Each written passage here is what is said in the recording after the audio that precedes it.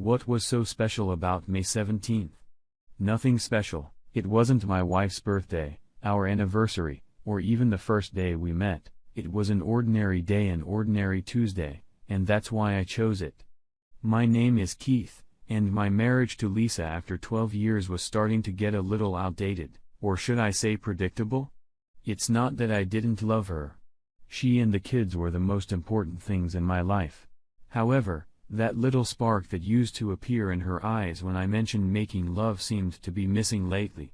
So being a hopeless romantic, I decided to give her a night she would never forget. Monday morning at work, I pulled out the big guns: Kathy, Cheryl, and Karen, 3 of the hottest single women at work.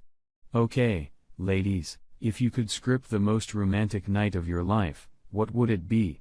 I asked them. Around midnight, they all started rattling off to Paris, making love in a gondola in Venice, or admiring the sunset from a hot tub over the Swiss Alps. Easy girls. I told them. I'm thinking more about a romantic night at home or in one of the downtown hotels, something that won't break my bank account. By noon, they came back with a list of ideas that were now in my price range. I thanked them, bought them lunch, and started making plans. They seemed almost as excited as I was, jumping up and down, telling me I better not fail because they now had a bet on how my evening would end. The first thing I did was take Wednesday afternoon off so I could get everything done before she got back. I usually got home around 6, but Lisa was always home by 4:30 to meet the kids as they got off the school bus. Tuesday night, I told Lisa that my parents wanted to take the kids to dinner and show on Wednesday, so they probably wouldn't get home until 8 o'clock that evening. The kids got even more excited when I told them that I had a surprise for their mom, and that they would indeed be spending the night with their grandparents. My parents have always been terrible at spoiling them. I left work on Wednesday around 11:30 with my safe list in hand. Let's see. Free time, kids at mom's. A trip to the store followed. Let's see. A sweet card, tons of good chocolate, and her favorite wine. The girls gave me a full list of everything that needed to be done, right down to the lighting and mood music.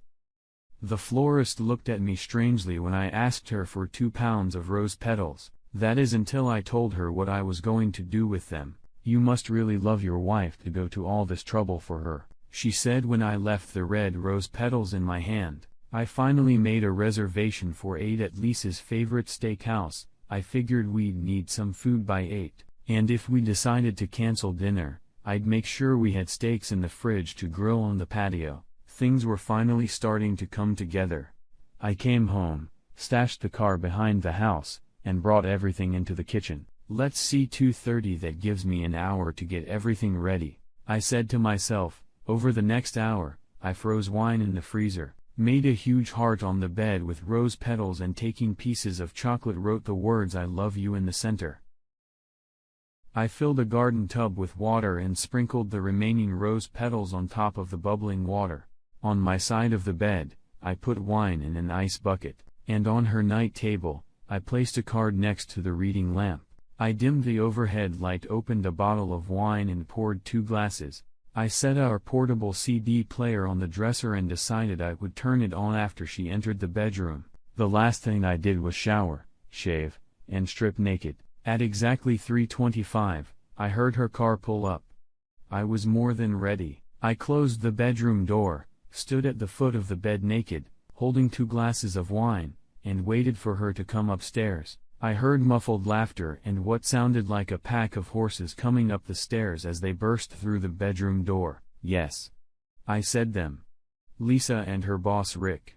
Do you know how long 4.75 seconds last? It's like one huge sigh when your eyes meet hers, or 3 heartbreaking beats, but enough time to kill the romantic mood and destroy a marriage. It took Lisa's brain 1.5 seconds to determine that something had changed when she ran into our bedroom.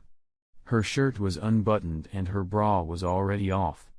Her brain then sent a pulse to her voice box. That took approximately 2.0 seconds for her to utter the words, "Oh my God," and finally, 125 seconds to realize she was fucked, so to speak. If it wasn't a world record for destroying the marriage, it had to be at least second. Rick, Seeing what was happening, turned around and ran to the front door. He was gone in less than 45 seconds. I, on the other hand, watched as Lisa started to cry and fell to her knees. I pour the contents of both glasses on the bed, walk over to the closet, and start getting dressed, all the while listening to Lisa tell me how sorry she was.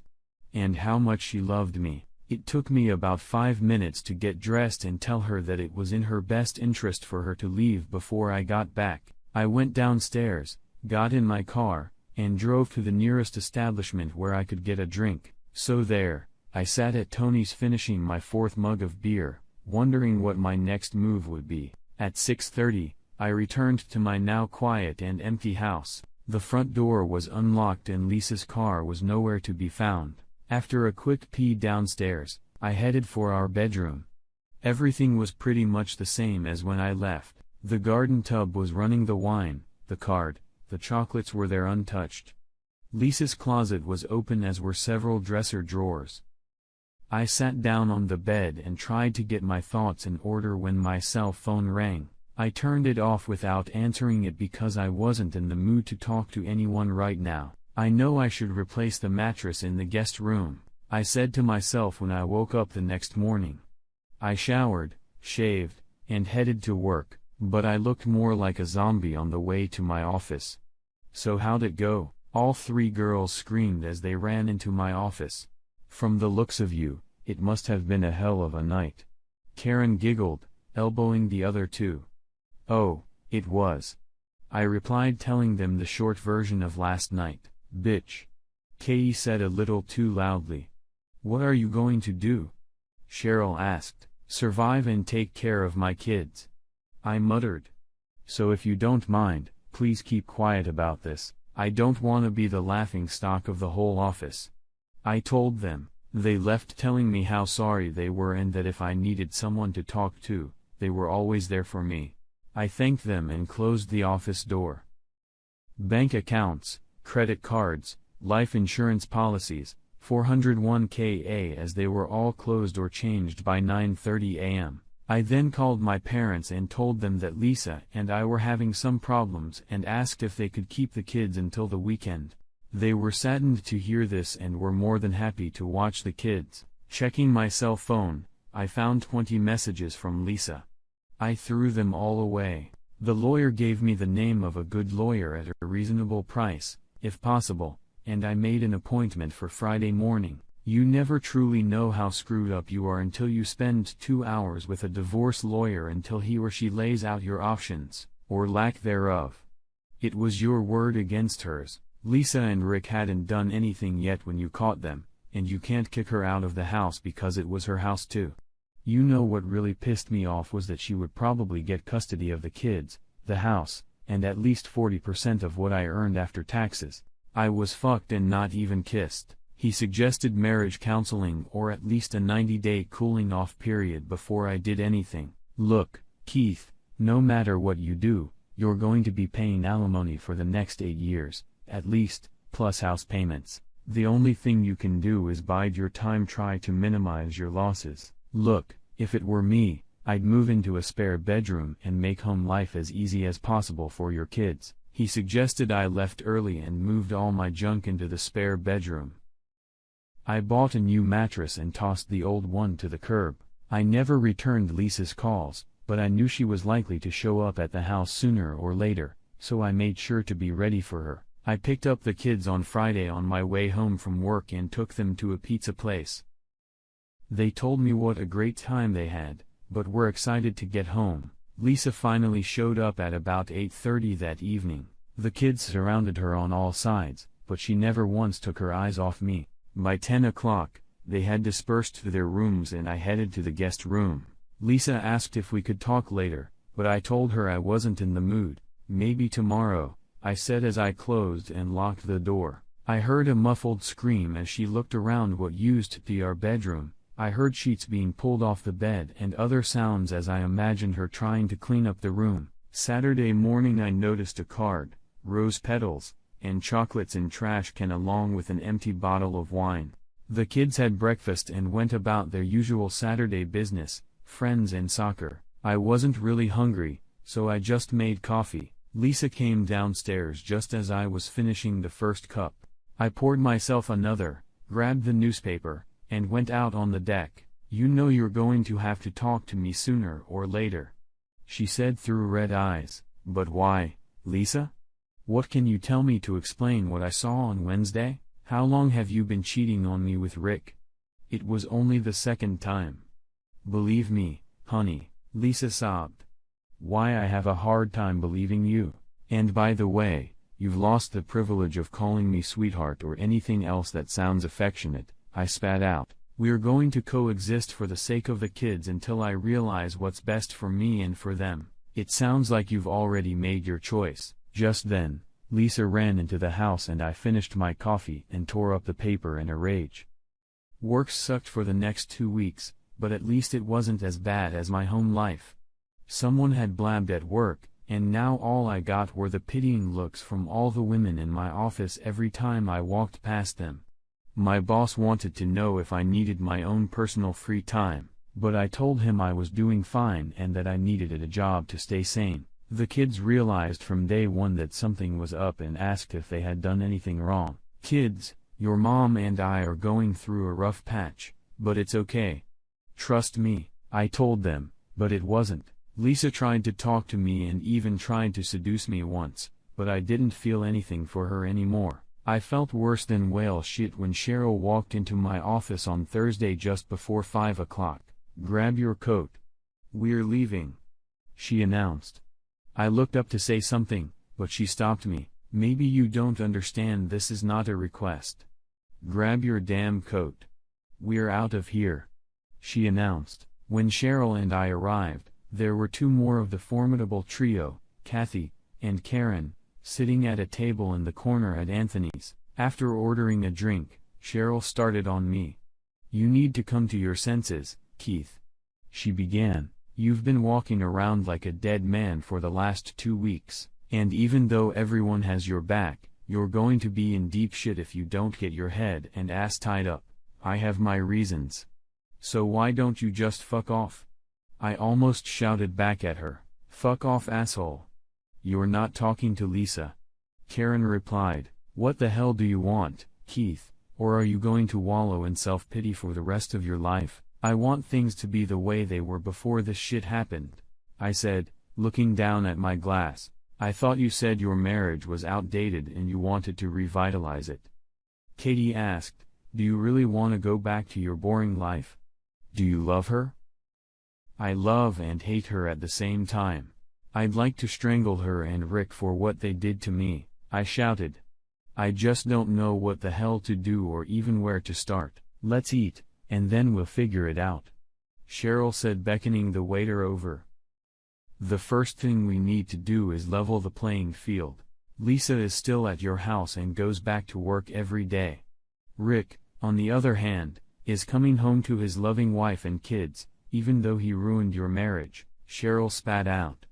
It's time for you to get your life back.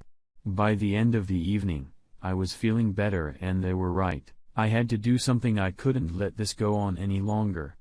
It was tearing me apart. Lisa wanted to know where I was when I got home. Here, what do you care? I shouted as she went to her bedroom crying. The next day I met with my lawyer, Randy. I thought you were going to wait for the divorce, he asked. Yes, I want to sue the company that Rick and Lisa work for and then hit Rick with a love alienation lawsuit, I told him. Look, Keith, you don't have hard evidence. I told you. I know, but they work for a publicly traded company, and with all the crap in the news lately about corporate mismanagement, I don't think they want bad press. Besides, even though Lisa was off duty, don't most managers work until 5? And don't most corporate bylaws have a morals clause about a married boss sleeping with a married employee he controls, especially during work hours? Randy said it would take a couple days to get everything set up and the paperwork filed, but he would warn me when things were going down. For the next 3 days, I was the same old Keith. I joked around with people at work, had fun with the kids, and even started talking to Lisa again, which made things a little easier for her. On Thursday, Randy called and said their company had been serviced, but I asked him to hold off on Rick's paperwork until we got their company settled. By the following Tuesday, Randy and I were sitting in a conference room across from the CEO and his manager. "We've reviewed the paperwork. And it looks like you forgot to include any documentation of the alleged incident," the manager began.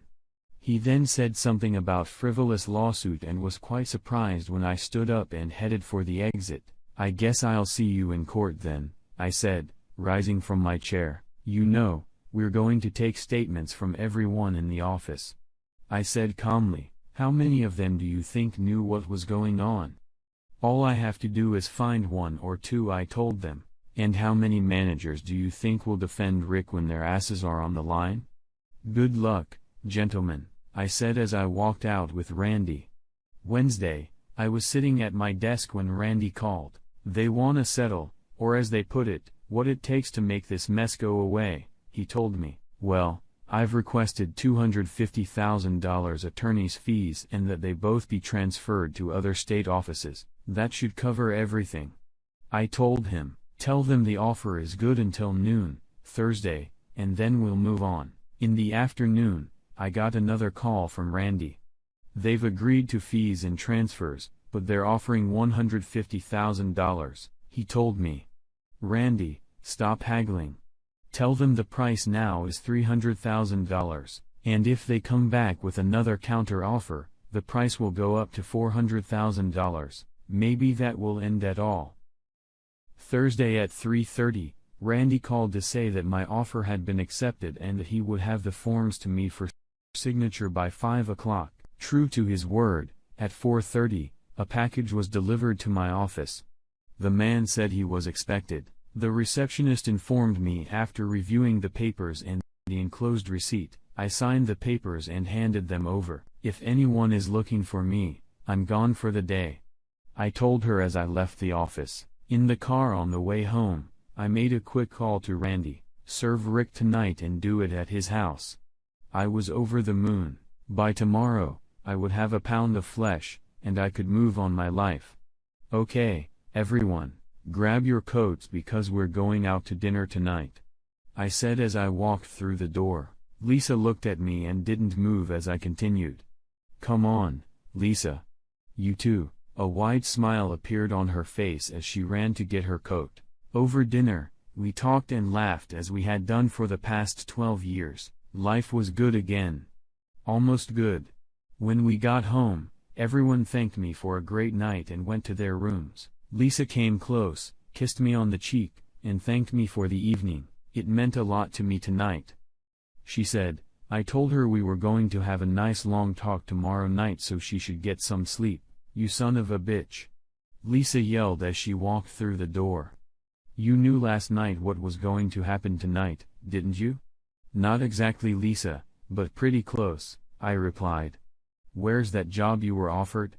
I inquired. "Tenant, New Jersey, wherever the hell that is. It seems that my services were no longer needed here, and that it was either New Jersey or I was out of a job," she explained. I told them there was no way they were going to move me there, and then they handed me severance pay and gave me 20 minutes to clean my desk. She sobbed. I gave them 8 years, and in 20 minutes, I was out the door, she said, sitting on a kitchen chair and sobbing. "Where is your buddy, Rick, being transferred to?" I asked. "Flint, Michigan," she said, staring at the floor. "The armpit of the Northeast. It wouldn't have happened to a nicer guy," I said, grinning from ear to ear. "Well, Lisa, this is how the next phase is going to go," I said, pulling my chair over. "If you want to be a part of this family, here are the conditions. First of all, you have to get tested for STDs and bring me a health certificate. Then you'll take a polygraph test, and to help you, I'll even ask all the questions beforehand," I said, holding out a paper across the table. "As you can see, they start out very easy, but get progressively harder down the list." By the time she got to the last group, she started crying. Am I the biological father of my 2 children? Why was she cheating? When we had sex the last couple months, who were you thinking about, Rick or me? How often have you lied to me in the last couple months? How many affairs have you had? Do you still love me? You have an appointment tomorrow at 9, I said, and if you get through this without too many surprises, we have an appointment with a marriage counselor for Saturday morning at 10 o'clock. Lisa just sat there crying. Going through the questions. I can answer them now if you want. She said, I think I'll wait until tomorrow. I told her. It's just that I don't trust you anymore, and I want to start over without all the lies, if you don't mind. I didn't like all of her answers. But in my mind, she passed. Do I trust her? Hell, no. Do I plan on staying with her? Well, the jury is still out on that, but we're working on it. The worst part is that we haven't made love in the last 5 months, and that's what I really miss. We have sex once or twice a week to take the edge off, so to speak, but it's not the same. Rick took a transfer to Flint, Michigan. Last year, I sent him a Christmas card from Florida that said, "Glad you're not here. Oh, by the way, his wife and kids are here." I guess the sunny South beat the cheating husband. Guess what?